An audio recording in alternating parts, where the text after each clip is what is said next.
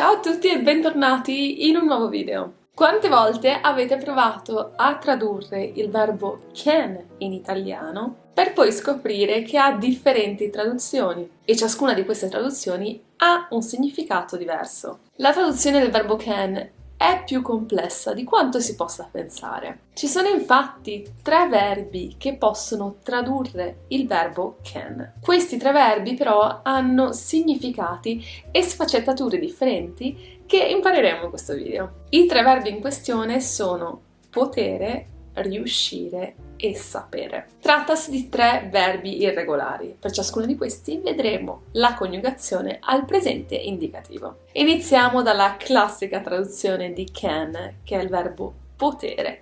Il verbo potere al presente indicativo si coniuga in questo modo. Io posso, tu puoi, lui lei può, noi possiamo, voi potete, loro possono. Potere indica una capacità che però non dipende da noi. Indica infatti una capacità che dipende da un fattore esterno o dalla volontà di altre persone. Cerchiamo di capire con un esempio che cosa vuol dire. Oggi non posso andare a scuola perché ho la febbre. Oggi non posso andare a scuola perché ho la febbre. In questo caso utilizziamo potere in quanto la mia incapacità, in questo caso, di non poter andare a scuola è dovuta da un fattore esterno, ovvero la febbre. Quindi l'incapacità non dipende da me. Facciamo un'altra frase. Puoi aiutarmi con i compiti? Puoi aiutarmi con i compiti? In questo caso la capacità o la possibilità dell'aiuto dipende da un'altra persona, dalla volontà della persona a cui io lo sto chiedendo. Il verbo potere è seguito dal verbo all'infinito, dunque non c'è alcuna preposizione. La seconda traduzione di can è riuscire.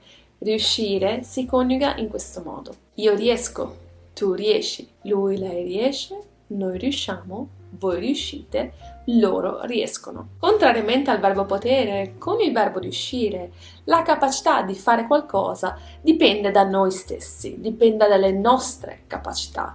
In inglese forse la traduzione più corretta è to manage to do something. Se io per esempio dico non riesco a finire l'esercizio di matematica, non riesco a finire l'esercizio di matematica, in questo caso sto dicendo che non ho le capacità al momento di finire questo esercizio. Queste capacità ovviamente possono essere mentali o fisiche, ma dipendono da noi stessi. In inglese forse la traduzione più corretta di questa frase sarebbe I'm not able to finish this exercise. I don't manage to finish this exercise. Facciamo un'altra frase. Riesco a correre per 10 km senza pause. Riesco a correre per 10 km senza pause. Anche qui stiamo parlando di una capacità che dipende da noi stessi.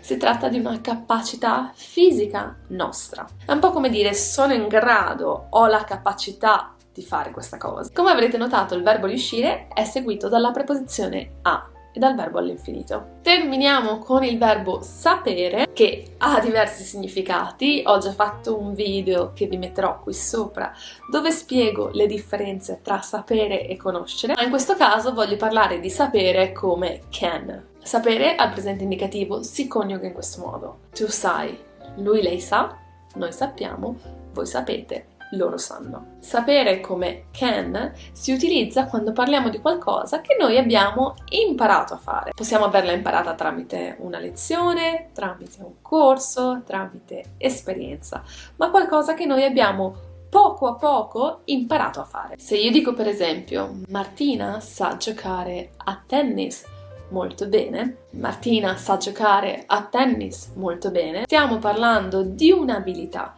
di Martina che ha acquisito attraverso un corso probabilmente o attraverso delle lezioni, comunque un'abilità che lei ha imparato. Oppure Claudia sa parlare il cinese ma non sa scriverlo. Claudia sa parlare il cinese ma non sa scriverlo. Anche in questo caso stiamo parlando di un'abilità che Claudia ha imparato, ovvero ha imparato a parlare il cinese ma non ancora imparato a scriverlo. Il verbo sapere, come avrete visto dagli esempi, non è seguito da preposizione, dunque si utilizza sapere seguito dal verbo all'infinito. Abbiamo finito per il video di oggi, spero che questo video sia stato utile e abbia chiarito le differenze fra i verbi potere, riuscire e sapere. Questi verbi sono di estrema importanza, dunque è necessario capire bene queste differenze di modo tale da utilizzarli nella maniera più corretta. Se avete dubbi o domande, scriveteli nei commenti. Io spero che questo video vi sia piaciuto. Se vi è piaciuto, mettete un like ed iscrivetevi al canale e noi ci vediamo la prossima settimana con un nuovo video. A presto!